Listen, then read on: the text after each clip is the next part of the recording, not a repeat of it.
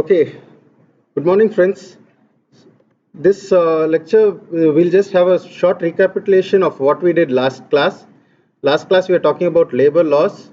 We are trying to see how we can make a laborer work. In fact, it was just more a question which was posted to all of you. How are we going to make laborers work? And we also saw some of the legislations which are there.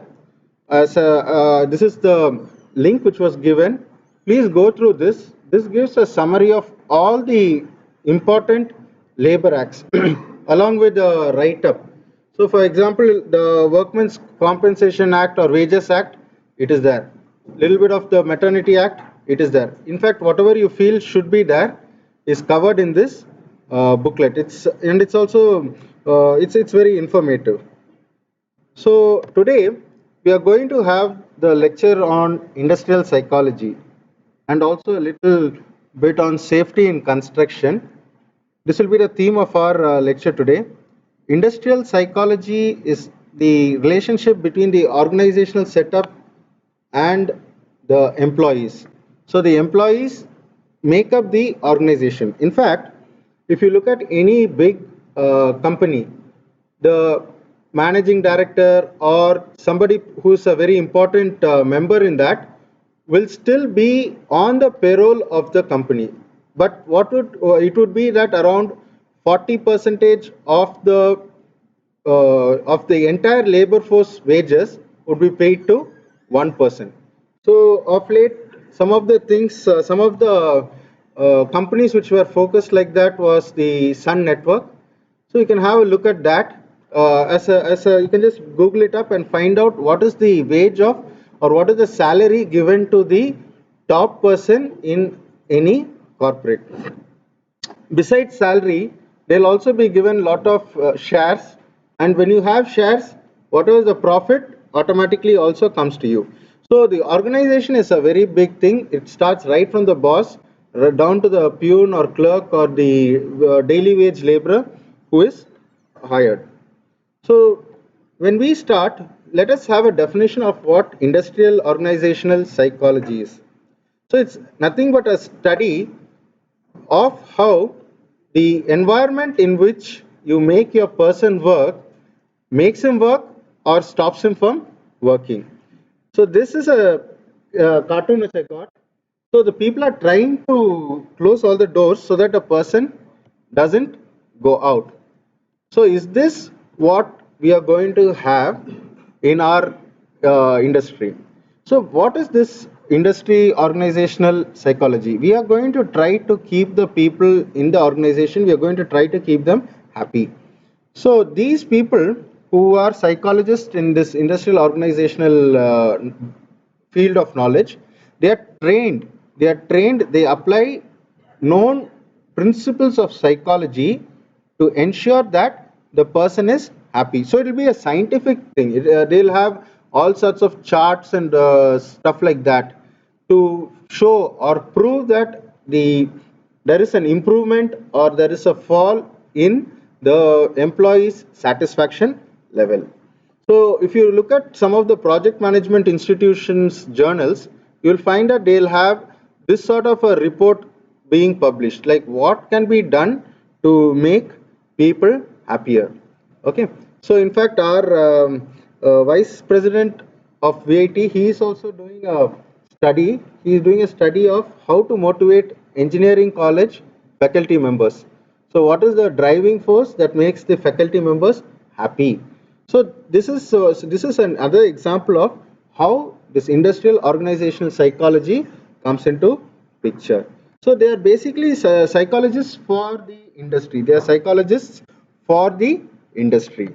So what do? They see how the human behavior is at the workplace and see what is to be done to make them behave in an acceptable fashion to make the organization profitable. Basically, it is all a question of making the organization profitable. So it might also require that some people will have to have behavior modification. Okay, for instance, what is this behavior modification? If suppose we are having a culture where the people go for tea break every 1 hour, and every time they go for a tea break, it is 15 minutes. 5 minutes to the restroom, 5 minutes to stop at a colleague's workstation, and 5 minutes to have your coffee. Very, very reasonable. Okay, all this is a very reasonable time frame, but 45 minutes only he is working. Then there's again another thing. So 5 minutes before he gets up, he'll feel, oh, I got an urge to have a cup of coffee. Then after he comes back, that was a lovely cup of coffee. Or he can come back grumbling. These people should make a better cup of coffee. So anything can happen. So all these sort of things should be taken away from the people's mind. It's very difficult. So it's a behavior modification which is going to come into picture. So how are we going to do that? So that is going to be done by these psychologists.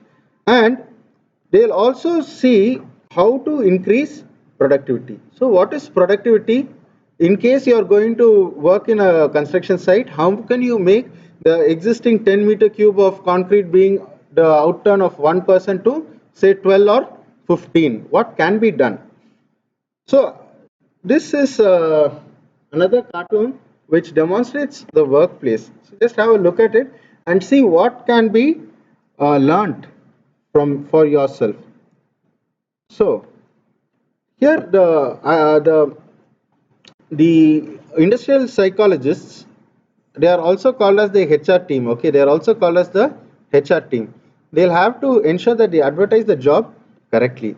So what do you mean by advertising the job correctly? If you, many of you have now gone in for many of the job interviews, and if I just ask them what exactly is your job description, people are saying no, we don't know.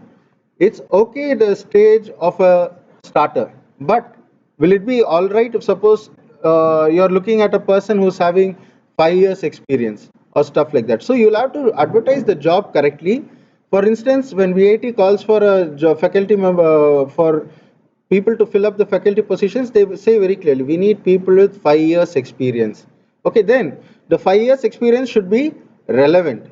They cannot hire a person who is a B computer science engineer to take a class on civil engineering. So this sort of thing, what is the basic qualification required, what is the experience, and all these things will come into the advertisement. Normally, tunneling engineer. So this is a very, very specific field of work, or quantity surveyor. So this is again another very specific field of work. Probably a design engineer may not be a good fit for quantity surveying. So things like this is there which require that the job is advertised for correctly. Then they'll have to review the applications. What do we mean by review applications? The applicants should have the correct education, skill, and experience that is required. So this is what they do when they get a CV. I don't know. How many of you have actually submitted CVs for companies, two companies who came now, or outside? People, are you giving CVs outside? Yeah, good. So in your CV, to add value to your CV, what you should do, you should try to say that you have been active throughout these 4 years in engineering. You should, if you're going to say, I developed 5 Android apps, and then say, I want to get a job in this big construction and contracting company, will he be interested in your apps? Most likely not. Okay, so this is where they review the applicants, and I'm sure all of you, I mean, all the finalists at least should have undergone at least one test, some GD or something like that. So this is what we mean by testing the candidates. So they see whether they have the aptitude required to fill the post. And of course, there is also this shortlisting the potentials, those who can do the job, those who feel they have the necessary skill set. And finally, we'll have this face-to-face interview. So in the face-to-face interview, you will be asked questions which show whether you are actually reflecting what you showed in your CV. So these are some of the things to show the, I mean, this is the way you select the right applicant for the job. The wrong applicant, I mean, the right person in the wrong shoes is also difficult. The wrong person in the right place is also difficult. Okay, so this is what we mean by the psychology of recruiting. So in the organization, somebody who's having very, very big plans, if he is going to come and sit, you will find that he is not going to be satisfied with the setup. Not only is he not going to be satisfied, he's going to demoralize all the others. He'll say, what sort of organization we have come into? We thought that it was such a huge thing, but when we come and sit here, we find that it is worse than all the other things. So this sort of a negative thought or negative talk by the person can demoralize the entire force. So this is why selecting the right applicant is important. And in most of your interviews, if you have seen, you will find that this is what they are also looking at. They are actually looking at seeing whether you are going to fit the requirement of the organization, whether you will be the person who will shoulder the responsibility as required. So we'll now go on for the next function of this psychology, industrial psychology. This is training and development. Training and development is very important for the organization, because skills have to be continuously updated. Today, for instance, if suppose in one of the organizations where I was working, we were very comfortable with using 1984 standard of steel construction. Then it came that we had to use 2000 code. So at that point, we had 2007 code, I'm sorry. So at that time, we were forced to upgrade our skills. We were asked to attend lectures, or they organized lectures from eminent people to ensure that we have the necessary know-how to use the new code. All the people in the organization know how to design steel structures, but here we have to know how to do it according to the 2007 standard. Another thing was also there, we were trying to go international. When we go international, we need to ensure that the code of the country for which we are targeting should be known. Again, people all know how to design steel structures, but whether they are able to do it to those provisions is what is important. Okay, so this can go on for, like in so many ways, like if cold form steel structures were to be used, sometimes we are also considering the use of aluminum, so stuff like that. And again, so this is also something like, polishing the skills. You know it, you've been doing like that for donkey's years, but probably something is wrong. So how are we going to correct that thing? So this is by using by using trainings and workshops. And another very important thing is your organization should be future proof, in the sense that change is constant. Okay, so what happens if suppose you are going to say, no, I will continue to do it the old way. Just imagine if organizations are not willing to say that they are going to use soft copies of drawing. We are still going to use the mini drafter and set squares. Or in your class, if suppose people say, if I say, no, don't use your calculator, use your slide rule, is it going to work? It's not going to work. So this is something like, making, when I say future proofing, this is what we mean. Today, what is the trend, or what is the change which is happening? Earlier till now, AutoCAD was like the de facto standard. If you do the work in AutoCAD, people told, wow, you have done a great job. But now people want to do building information modeling. This is not a new thing. It's already being done in in most of the big construction companies abroad. But in India, it's just starting to develop. So the entire detail of the building is being modeled and put into the model. So some of the things like AutoCAD has Naviswork, Autodesk has Naviswork. So you can do in any Autodesk platform. It will be a plant design suite, it might be an electrical design suite, or it may be the HVAC or the heating, ventilation and air conditioning suite. All of them you can take and put it into one model. So if suppose I want to see what is the requirement of HVAC, what is the lowest level to which the duct is coming, I just have to go to the model. It will be almost, you can just have a look at it and it will look just the same.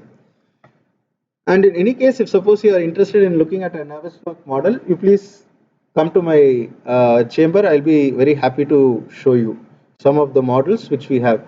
And many of the models are also available for download online. Okay, so there was a cement plants model in Naviswork which was available online. So all these things you can just come and have a look at. So this is what we mean. A person is good in the AutoCAD. How is his skill going to be developed to use Naviswork? So this is what we mean by focusing skill towards future proofing it and making it need based, more need based. So Here we are just having a short look at training and development. So this is one of the cartoons which I came across, and yeah, here we go. So next is ergonomics. How many of you have heard the term ergonomics? You would have you would have seen this in many of the bike ads, very ergonomic design, or some of the car ads, ergonomic bucket seats, for instance. So, what is ergonomics? It is the science of equipment and design, okay, as for the workplace intended for maximizing productivity, reducing operator fatigue and discomfort. And it's also called as biotechnology, human engineering, and human factors engineering. This is a definition from Wikipedia or one of the dictionaries. So, what happens? What happens here? So, it's basically the study of people's efficiency in their working environment. In the CAT recat which was conducted for some of your senior students, they were asked to sit against one of the computer tables because they didn't have they didn't their numbers were not shown, so they came with a letter and we were forced to make them sit on the other side of a computer table. So what happens, your knees will hit into the desk and you are having to bend over and then write. Do you think it is a very comfortable position to sit and work? So your exam is not going to be done too well. At least that's what we can say. But in any case, nowadays ergonomic study is mandatory for all the projects in the Gulf. That is, all the tenders we quoted for in the Gulf required that we do a ergonomic study or a human factors study. And for places like control room, there are standards which have been set, and we have to follow the standards. What are these standards? The height at which the chair should be. Nowadays, you have seen all the chairs come with an adjustable height. So, what is the reason for that? So that a person can keep his feet at a comfortable level, irrespective of its height. Then the height at which your workstation should be above your or below your eye. So that is also specified. And how you keep your hand, whether the keyboard, you are keeping a keyboard so that you have to do it like this or how you type. All this come into picture and they are asked to study all of this before they design a workplace. So it includes the lighting, it includes the temperature at which the air conditioner is kept, and so many other factors come into the picture. Now, how does this affect construction industries? So, the basic thing is we try to prevent injuries and we prevent disability. So, what do you mean by an injury? A person who lifts something wrongly is at a risk to slip his disc, some of his back, the spinal cord slip, you can slip your disc. Alternatively, there are also other things like where you can get your finger caught in a winch. If you get your finger caught in a winch, it's a very dangerous thing. You will be losing your finger. You'll be losing your finger. So these are some of the things which I'm just giving as an example. At the end of this lecture, there is a full-fledged there's a site, there's a website which I have linked to or given the link to, where they show how all you can improve the ergonomics inside, or how do you improve the workplace for employees to or laborers to work safe. So there are rules how to lift, how much you can lift, how to, I mean, like how, when you can lift, and all these things are given. Then how to protect your hand, like for example, how you have to use gloves and stuff like that. Then there are also other things like how to handle hot stuff. Like for example, if you're going to do some welding work, you should have some gloves which is heat resistant. You cannot take for granted that metal, although it doesn't show any red color, it is cold. So these sort of things are what we look into to prevent injuries and also disabilities. Okay, I will extend this at this point to include safety. So they have hard hats. Hard hats is not to it may not protect when something very heavy falls, but it will help you definitely when you go and when you bend and go under something, you'll not hit your head. So it's mainly for protection against such things. Then this hard shoes, reflecting jacket, reflecting jacket, and full body harness. All these are examples of safety things which are safety equipment which is issued to laborers. In addition, you yourself will be able to understand how you can do some work safely. For instance, if you're going to tar a road, what would be the safety precaution you will take? You will definitely be saying the person cannot go barefoot onto that freshly tarred area. You'll be giving all the instructions. So for each sort of work, there will be a set of instruction which is given by the company as a standard to be followed when a particular job is done. This will ensure that the work is being done safely. So I'm just including the safety into this ergonomics. As far as the ergonomics is concerned, workforce ergonomics is concerned, please have a look at the other link at the end of the lecture. So these are some of the benefits of ergonomics. You reduce costs. How do you reduce costs? If you find a person is injured, you are definitely going to incur more costs. It is also going to probably mean work stoppages. So all these things are avoided when you look at the ergonomics of the workplace of your labor force. It also improves productivity. People are happier to produce more, and quality will be of course automatically created there, and there will be a lot of employee engagement. A person who's more worried about how he is going to keep his fingers safe will not be as productive as a person who knows he is working in a safe environment. So we need to have this culture of safety. So some of the ergonomics which we can summarize are the correct posture for lifting, the usage of correct tools, and how to handle the tools. Okay, that's also very important. You cannot use the right tool wrongly, and you should be very careful when works are hand intensive. For example, if you are doing the welding, as I earlier told, or if you are connecting some electrical appliances, this is all very hand intensive, so you have to be very careful. And if you look at all the polishing works and cutting works of tiles and all this, these are all involving a lot of tools, and they are hand intensive. So you have to ensure that your labor force is able to work in a comfortable position and also in a safe manner. So this is what we mean by all these points. Next comes performance management. What do you think is performance management? Performance management is how you are going to improve the overall outturn of your labor force. This is the ultimate aim in the organization. So for instance, if suppose like we see that there are 5 people in the organization of 100 who are more interested in having tea, and these people are the ones who are going to take 2 or 3 others with them, 30 people are getting affected because of this small number. Now what you can do, you can just remove this small number, maybe make them go to some other department, or make them in charge of the pantry itself probably. So that will be a good way to probably improve the performance of the entire team. These people are going to either make very good tea, or ensure very good tea is available for all, or they're going to get so frustrated at the smell of tea that they'll be willing to do anything but have tea.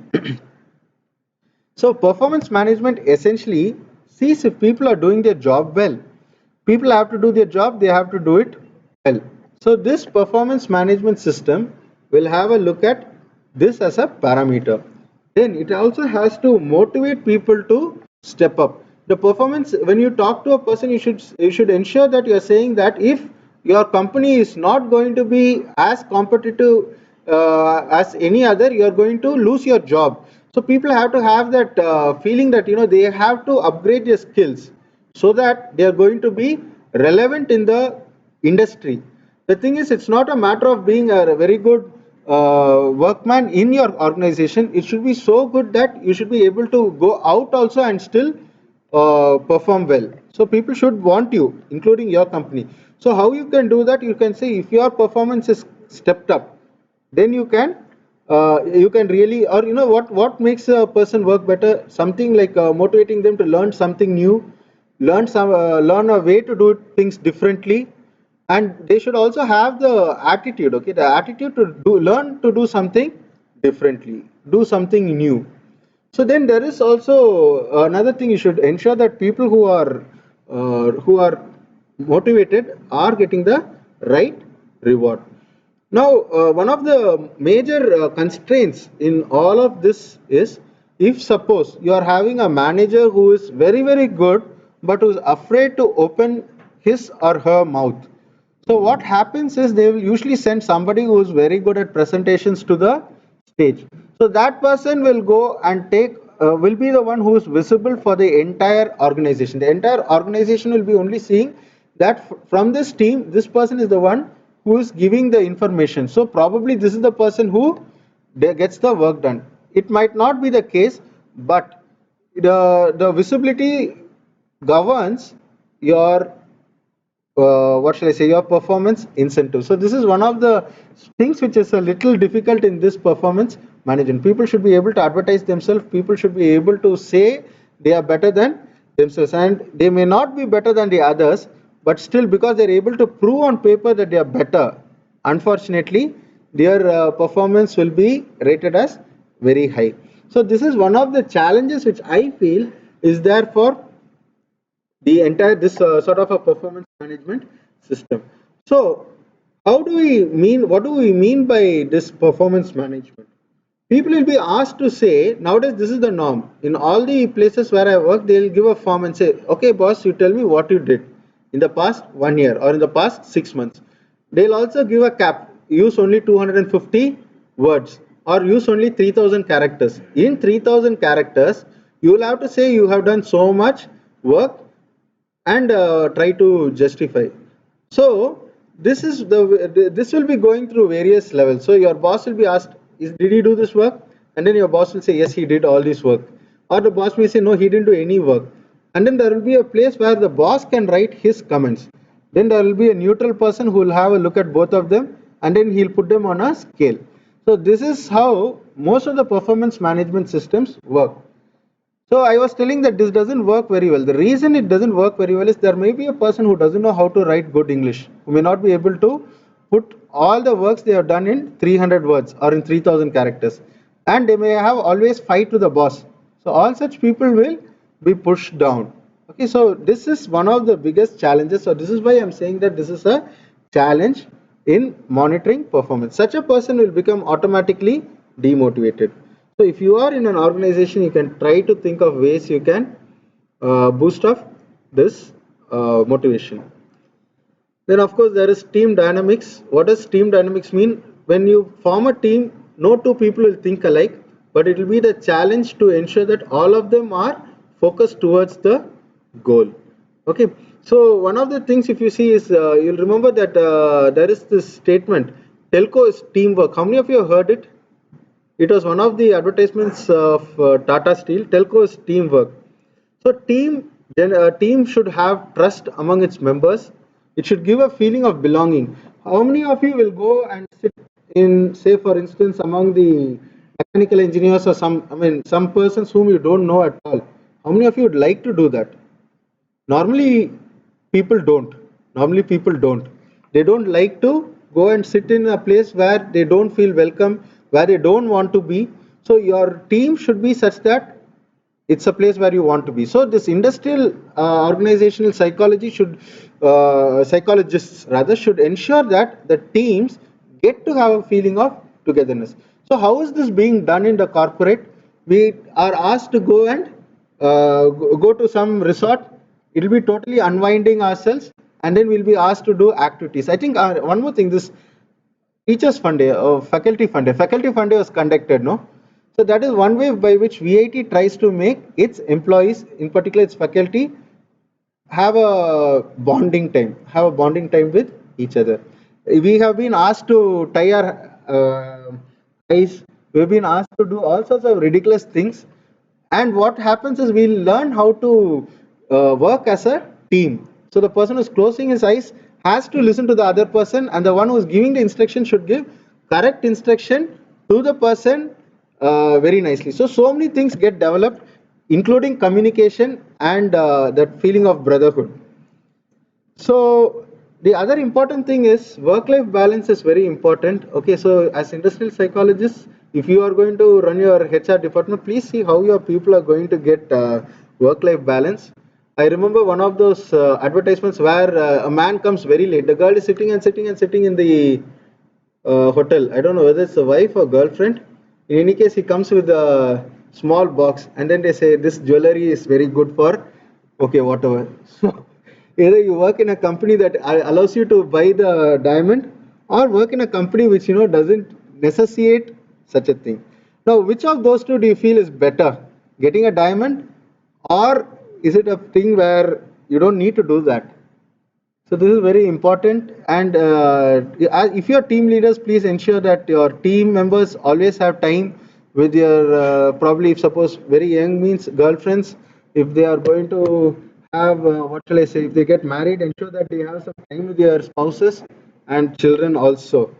Okay, so the definition of work-life balance is given here. So you can just go through this definition. This is from Wikipedia. And these are some of the ways organizations do it. Okay, for example, the establishment of creche for working mothers so that they can keep their children there. VIT is also having some daycare center for the children of its employees. So employee is not very worried as to what is going to happen to my child. Somewhere nearby, in the event of an emergency, you can still go and have it. So the person is working with a free mind. His personal life is not getting very badly affected. The other thing is, flexi time is there in many of the corporates. Many of you are going into the service industry, you will find that there. So leave, vacation, sabbatical means they'll give a long leave for a person to achieve something which they wanted. Like for example, if you want to write a textbook, it takes 2 years. So the company say, I'll pay you all the money, or they say, you go and do your higher studies. I'll give you a sabbatical. So these are some of the ways people do it. Sometimes they give on-site education, like your ASC, what we have in VIT. Organizations have their own training and training divisions. So they'll also make you get involved in some community work. When you do some community work, you start to feel that what your company cares, and also it gives you the fulfillment of doing something nice. The other thing I've given is time to do your thing. In Google, 20% of the time you work in Google is allocated or is expected to be allocated to do your own thing. You should have your own project. You should try to have your own startup. You should try to make your own money. And what happens? The creativity, there is a task assigned to you. The creativity of the person is enhanced. He or she is going to try to see how they can project their own image. So this is something which makes them feel good also. And this last is this service, concierge service, which enables a person, like for example, to go and post a letter, to file your income tax, and so many other small things which will be required, which will be requiring the attention of a person. One more thing was sending flowers. You could send flowers to your wife or your girlfriend right from your office. You say, I need to have flowers sent at such time, because you would have forgotten a anniversary or a birthday. So these are all services which many companies give free of cost. So you don't have to take time to go to the courier office. It will be automatically done for you. You don't have to go and select flowers. It is being done for you. Okay. So then the last thing I'd like to say is this organizational development. In VIT also we have this system where all the faculty members are expected to do something that will make the organization proud. All the organization expect you to do this. So because you are there, the company where you're working has gained so much of prestige. So all these sort of things are part of the deal. So if you're going to do some work, you'll have to ensure that it is having some organizational development also, except for probably in Google, where 80% of the time is organizational development, 20% is personal development. So safety in construction is a very general thing, in the sense I'll request that all of you just go through the safety procedures required for various operations, like hot weather concreting, and what are the things you have to do for your employee. In fact, it's not for the concrete, it's more for the employee working at heights, working at depths. In fact, in one of the projects we were going for a site visit, for a pre-tender site visit. Our company had a site. The safety man told, don't enter the site. He had an oxygen meter, he had torches, he ensured that we are all wearing hard hats, reflectors, and everything. And he was having all these things before, and he went in first. He ensured that the oxygen level was correct, and then he came and told, go gently, there's too much of coal dust, do not raise up the coal dust. So we were issued also that mask and everything. Had the oxygen level been lesser, he wouldn't have let us in, and we would have had to take oxygen masks. So this sort of thing is what we mean by safety in construction. Depending on the place where you are, they'll be willing to spend a lot of money on safety, like this oxygen meter. I'm sure that most of the sites do not have it, but a good company should have it, and I came to know only by having a look at it. So these are some of the things which are. This is the manual where it says as to how the laborers have to be compensated. What are the things which you will have to look at? So please have a look at this CPWD manual, and also for today's ergonomics, this is the web link which has been used. So please go through these two resources.